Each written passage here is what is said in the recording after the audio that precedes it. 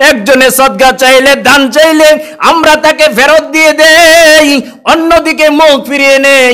এমনও তো দেখা যায় যদি কোনো ব্যক্তি একজন লোকের কাছে হাত পাতে, ভাই আমাকে কোনো একটু টাকা পয়সা দেন বা কিছু দেন, এমনও তো দেখা যায় ব্যক্তিটা এইভাবে মুখটা ঘুরিয়ে নেই।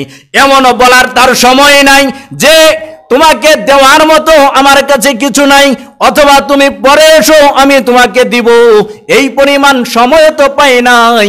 এই সম্পর্কে পবিত্র কুরআনুল কারীমের মধ্যে আল্লাহ রাব্বুল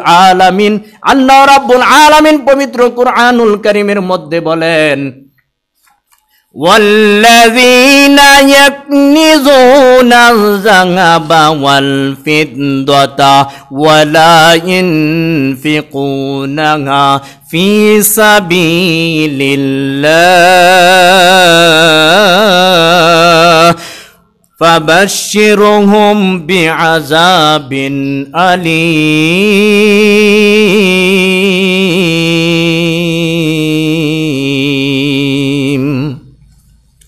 আল্লাহ রাব্বুল আলামিন পবিত্র কুরআনুল কারীমের মধ্যে বলেন, ওয়াল্লাযীনা ইয়াকনিজুনা আয-যাহাবা ওয়াল ফিদ্দাতা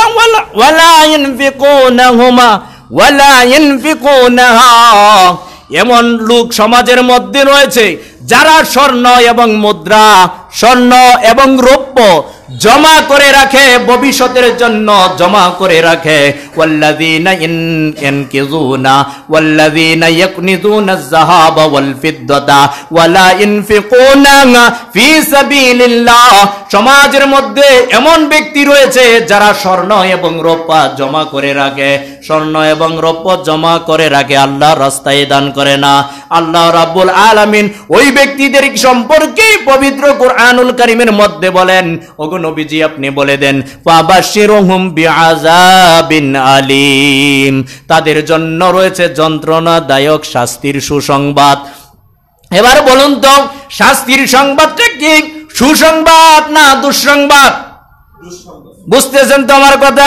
আল্লাহ রাব্বুল আলামিন শাস্তির কথা নবীজিকে জানাতে বললেন, তাদেরকে বলুন তাদের জন্য রয়েছে যন্ত্রণাদায়ক শাস্তির সুসংবাদ। এই সুসংবাদ বলে আল্লাহ রাব্বুল আলামিন ওই সকল ধন সম্পদশালী ব্যক্তিদেরকে বিদ্রূপ করেছেন, ঠাট্টা করেছেন। আল্লাহ রাব্বুল আলামিন সেই কারণেই বলতেছেন তাদেরকে বলে দিন যাদের জন্য রয়েছে যন্ত্রণাদায়ক শাস্তির সুসংবাদ, যারা অর্থ করে জমিয়ে রাখবে, যাকাত না আদায় করবে। এই কিভাবে তাদের জন্য যন্ত্রণাদায়ক শাস্তি থাকবে জানেননি? পবিত্র কুরআনুল কারীমের মধ্যে আল্লাহ রাব্বুল আলামিন বলেন, ইয়াউমা ইউহমা আলাইহা ফি নারি জাহান্নামা ফাতুকা বিহা জিবাহুহুম ওয়া জুনুবুহুম ওয়া জুহুরুহুম। আল্লাহ রাব্বুল আলামিন বলেন, কিয়ামতের ময়দান যখন কায়েম হয়ে যাবে, এই হাশরের ময়দানের মধ্যে ইয়াউমা ইউহমা আলাইহা ফি নারি জাহান্নাম, এই ধন সম্পদওয়ালা মালিকদের যারা নির্ধারিত সময়ে যাকাত আদায় করত না, যাদের উপর যাকাত ফরজ ছিল, তারা হিসাব করে পরিপূর্ণভাবে যাকাত আদায় করত না। আল্লাহ রাব্বুল আলামিন বলেন, হাশরের ময়দানে তার সম্পূর্ণ মালগুলা জাহান্নামের মধ্যে নিক্ষেপ করে, এই জাহান্নামের আগুন দ্বারা উত্তপ্ত করে সকল মালগুলাকে গলিয়ে, স্বর্ণের বার মানুষ যেইভাবে তৈরি করে, রূপার বার যেইভাবে তৈরি করে, লোহা গলা গলিয়ে যেইভাবে দা কাচি কোদাল এইভাবে তৈরি করে, এই রকম ভাবে বার তৈরি করে আল্লাহ রাব্বুল আলামিন ফাতুকওয়া বিহা, সেক দিবেন কোথায় কোথায় শরীরের কোন অঙ্গ প্রত্যঙ্গে সেক গলা দিবেন। আল্লাহ রাব্বুল আলামিন পবিত্র কুরআনুল কারীমের মধ্যে বলেন, জিবাহুহুম, প্রথমেই তার কপালের মধ্যে তার সম্পদ গলা দ্বারা এইভাবে সেক দিবেন। বলেন নাউজুবিল্লাহ। সকল সম্পদ গলা গলিয়ে ওই গলানো সম্পদ আগুনের লাল টকটকা শিকাহীন এইরকম সম্পদ দ্বারা প্রথমেই তার কপালের মধ্যে সেক দিয়ে দেবেন। সেক দিয়ে তারপর ওয়াজুনুবুহুম, তার পার্শ্ব দেশের মধ্যে সেক দিয়ে দেবেন। তাফসীরের মধ্যে দেখতে পেলাম, যখন কোনো ব্যক্তির নিকট কোনো ব্যক্তি সাহায্য প্রার্থনা করার কারণে যখন অন্যদিকে মুখ ফিরিয়ে নেয়, অন্যদিকে ঘুরে যায়, সেই কারণে তার পার্শ্ব দেশের মধ্যে সেক দিয়ে দিবেন। 3 নম্বর হলো ওয়াজুহুরুহুম, তার পিঠের মধ্যে সেক দিয়ে দেবেন। এইভাবে আল্লাহ রাব্বুল আলামিন তার কপালের মধ্যে, পার্শ্ব দেশে এবং পিঠের মধ্যে ওই গলন্ত ওই তার সম্পদের জাহান্নামের আগুনের মধ্যে গলিয়ে ওই বার তৈরি করে তাকে সেকা দেবেন। হাযা মা কানাজতুম লিআনফুসিকুম, আর বলা হবে এটাই তো ওটাই, ওই সম্পদ তুমি মনে করো যেই সম্পদগুলা তুমি নিজের জন্য লিআনফুসিকুম নিজের জন্য গচ্ছিত করে রেখেছিলে, জমা করে রেখেছিলে, ভাবতে এই সম্পদগুলা আমার ছেলে খাবে, আমার নাতি নাতর হলে খাবে, আমার পরবর্তী জেনারেশন যারা আছে তারা ভালোভাবে ভোগ করবে, কিন্তু তুমি হিসাব করে যাকাত আদায় করতে না। এই সম্পদগুলা হলো ওই তোমার ওইগুলা সম্পদ। ফাজুকু, এবার স্বাদ গ্রহণ করো। ফাজুকু মা কুনতুম তাকনিজুন, এবার তুমি তোমার এই গচ্ছিত সম্পদের স্বাদ গ্রহণ করো। আল্লাহ রাব্বুল আলামিন এইভাবে পবিত্র কুরআনুল কারীমের মধ্যে যারা যাকাত আদায় করবে না তাদেরকে শাস্তি দিবেন। হাদিসের মধ্যে পাওয়া যায় বিশ্ব নবী সাল্লাল্লাহু আলাইহি ওয়াসাল্লাম, বাইহাকী শরীফের হাদিস, আবু হুরায়রা রাদিয়াল্লাহু তাআলা আনহু থেকে বর্ণিত, নবীজি সাল্লাল্লাহু আলাইহি ওয়াসাল্লাম বলেছেন, যেই ব্যক্তিটা মালামাল নিসাব পরিমাণ সম্পদ থাকার পরেও যেই ব্যক্তিটা যাকাত আদায় করবে না, আল্লাহ রাব্বুল আলামিন কিয়ামতের মাঠে তার সম্পূর্ণ মালামালগুলোকে একত্রিত করে এই মালামালগুলোকে একটা সাপে রূপান্তর করবে। এই সাপটা কেমন হবে জানেননি? এই সাপটার দুইটা মুখের মধ্যে দুইটা কালো দাগ থাকবে। নবীজি বলেন শুধু তাই নয়, এই সাপটার এত বিষ থাকবে, এত বিষ থাকবে, যেই বিষের কারণে সাপটার মাথা একটা নেড়া থাকবে, টাক মাথা বিশিষ্ট সাপ থাকবে। এই সাপটা ওই ব্যক্তিটার গলার মধ্যে পেঁচিয়ে দেওয়া হবে, আর পেঁচাইয়া দেওয়ার পর এই সাপটা তার এই গালের মধ্যে একটা সবল দেবে, কামড় দেবে, আবার এই গালের মধ্যে একটা কামড় দেবে, আর বলবে আনা মালুকা আনা কানজুক, আমি তোমার মাল, আমি তোমার সঞ্চিত সম্পদ ছিলাম। এইভাবে নবীজি আরো অনেক হাদিসের মধ্যে যাকাত না আদায় করার শাস্তি বর্ণনা করেছেন।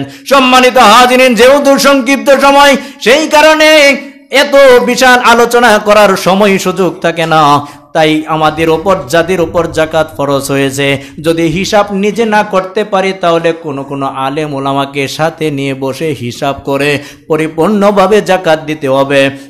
আমার অনেক সম্পদ রয়েছে, কিন্তু 5,000, 10,000, 20,000 টাকা যদি আমি হিসাব ছাড়াও যাকাত দেই, যদি আমার যাকাত ছিল 15,000 কিন্তু আমি দিয়েছি 20,000, কিন্তু হিসাব ছাড়া দিয়েছি, আল্লাহর কসম ওই ব্যক্তির একটা টাকাও যাকাত আদায় হবে না।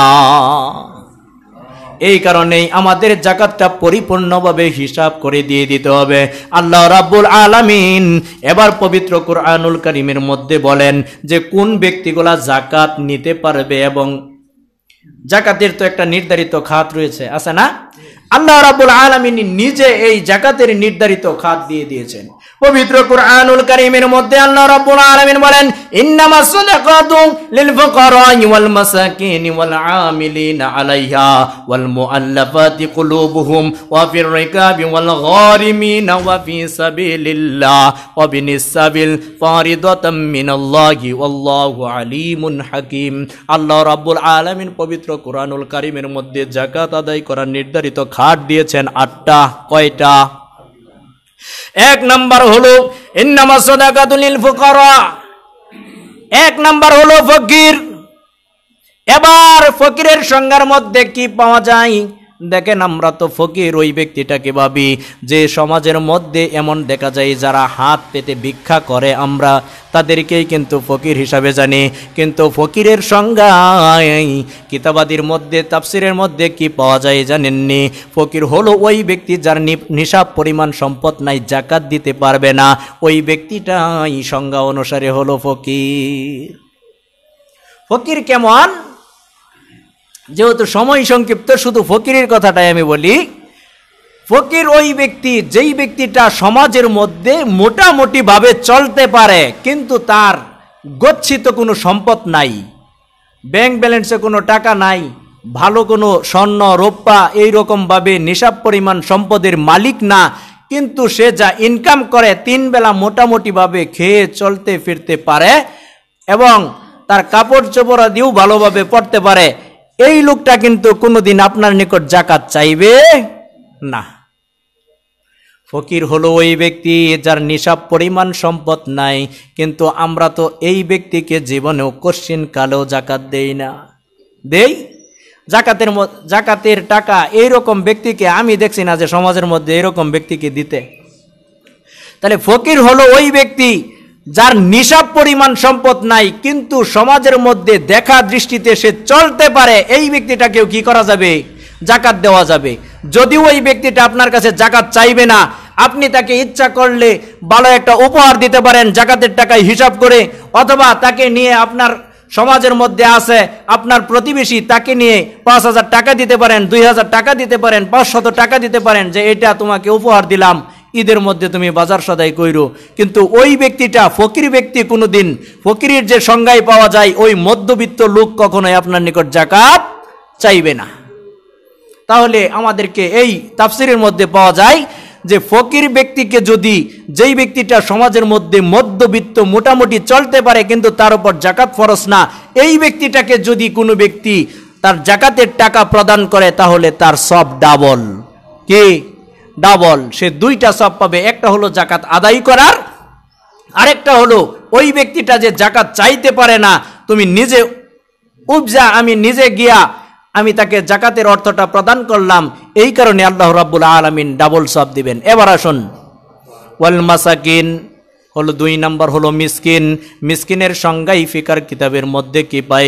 মিসকিন হলো ওই ব্যক্তি যার ঘরের মধ্যে এক বেলার খাবার আছে, কিন্তু আরেক বেলা খাবার খেতে হলে তাকে অপরের নিকট হাত পাততে হয়, এই ব্যক্তিটা হলো মিসকিন। তাহলে পবিত্র কুরআনুল কারীমের দিকে যদি আমরা তাকাই তাহলে অগ্রাধিকার দিয়েছে আল্লাহ রাব্বুল আলামিন ফকিরকে। যেই ব্যক্তিটা সমাজের মধ্যে মোটামুটি চলতে পারে ওই ব্যক্তিটাকে আল্লাহ রাব্বুল আলামিন কি করছে? অগ্রাধিকার দিছে।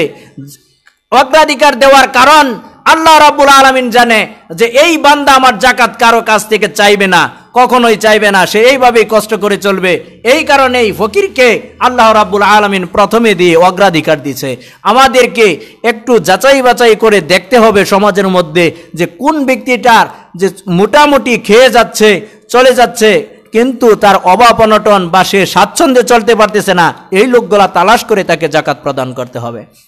2 নম্বর হলো মিসকিন। 3 নম্বর হলো আমিলিনা আলাইহা, যে জাকাত আদায় করার নিযুক্ত কর্মচারী। এটা আমাদের বাংলাদেশের মধ্যে নাই, কিন্তু অন্যান্য রাষ্ট্রের মধ্যে যেগুলা ইসলামিক কোরআনের আইন অনুযায়ী চলে ওইগুলার মধ্যে জাকাত আদায় করার জন্য নির্ধারিত কর্মচারী রয়েছে। এই জাকাতের অর্থ দ্বারা ওই কর্মচারীকে জাকাত প্রদান করা যাবে। ওয়াল মুআল্লাফাতি কুলুবুহুম, এই যে কথাটা রয়েছে ওয়াল মুআল্লাফাতি কুলুবুহুম, ইসলামের প্রতি আকৃষ্ট করার জন্য। আগে এটা ছিল নবীজি আলাইহিস সালাতু ওয়াস সালামের যুগে, যে ইসলামের প্রতি বিধর্মীদেরকে আকৃষ্ট করার জন্য ওই সময় জাকাতের প্রচলন ছিল। এটা রাসূল সাল্লাল্লাহু আলাইহি ওয়াসাল্লাম ইন্তেকালের সাথে সাথেই রহিত হয়ে গেছে এই প্রকারটা। ওয়াফির রিকাব, এবং দাস মুক্তির জন্য, এটাও আমাদের বাংলাদেশের মধ্যে নাই। ওয়াল গারিমিন, ঋণ মুক্তি, অনেক ঋণদার ব্যক্তি আমাদের এই দুনিয়ার জমিনের মধ্যে বাংলাদেশের মধ্যেও রয়েছে। ঋণ মুক্তি, আপনার সহোদর ভাই ঋণের মধ্যে পড়ে আছে, আপনি অডেল সম্পত্তির মালিক, আপনি তার ঋণ পরিশোধ করতেছেন না, কিন্তু আপনি ইচ্ছা করলে আপনার জাকাতের অর্থ, আপনার মনে করেন 50,000 টাকা জাকাত হয়ে গেছে গা, আপনি আপনার ভাইকে দিলেন, ভাই আমার পক্ষ থেকে তুই এটা কি কর, তোর ঋণটা পরিশোধ কর। এইভাবে আপনার নিজের ভাইকে আপনি কি করতে পারবেন? জাকাত দিতে পারবেন। তবে জাকাতের অর্থ নিজের পিতাকে, নিজের মাকে, অথবা নিজের সন্তানকে, অথবা নিজের সন্তানের নাতিকে, এইভাবে জাকাতের অর্থগুলা উপরের লেভেলেও দেওয়া যাবে না, নিচের লেভেলেও কি করা যাবে না, দেওয়া যাবে না। সম্মানিত হাজিরিন, তারপরে বলা হয়েছে যে ওয়াফি সাবিলিল্লাহ, আল্লাহর রাস্তায় যারা জিহাদ করে, যদি জিহাদের অর্থ সংকট, যে সরঞ্জামা দিয়ে জিহাদ করতে গেলে যেই যা কিছু প্রয়োজন, এটা যদি মুসলমানের কখনো প্রয়োজন পড়ে তাহলে ওই জিহাদের সময় তাকে জাকাতের অর্থ প্রদান করা। ওয়া অবনিস সাবিল, মুসাফিরকে জাকাত প্রদান করা। এক ব্যক্তি চিটাগাং বাড়ি কিন্তু ভালুকায় আসছে, ওইখানে সে কোটিপতি, কিন্তু আনার অর্থ আনার, এখন তো আনার ব্যবস্থা আছে, এক সময় ছিল না, অর্থ আনার ব্যবস্থা নাই, কিন্তু এখানে এসে সে কি, তার কোনো টাকা নাই, গরিব, ওই ব্যক্তিটাকে আপনি জাকাতের অর্থ দিতে পারবেন সে বাসায় যাওয়ার জন্য। এইভাবে আল্লাহ রাব্বুল আলামিন পবিত্র কুরআনুল কারীমের মধ্যে জাকাত প্রদানের 8টা খাতের মধ্যে একটা খাত রহিত হয়ে গেছে। ওই একটা খাত ব্যতীত 8টা 7টা খাতের মধ্যে আপনি জাকাত দিতে পারবেন। ফকির, মিসকিন, জাকাত আদায়ী কর্মচারী, দাস মুক্তি, ঋণ মুক্তি, আল্লাহর রাস্তায় এবং মুসাফির। সম্মানিত হাজিরিন, সময় একবারে সংক্ষিপ্ত। এবার সদকাতুল ফিতরের দুই একটা কথা বলে আমি কথা শেষ করতেছি।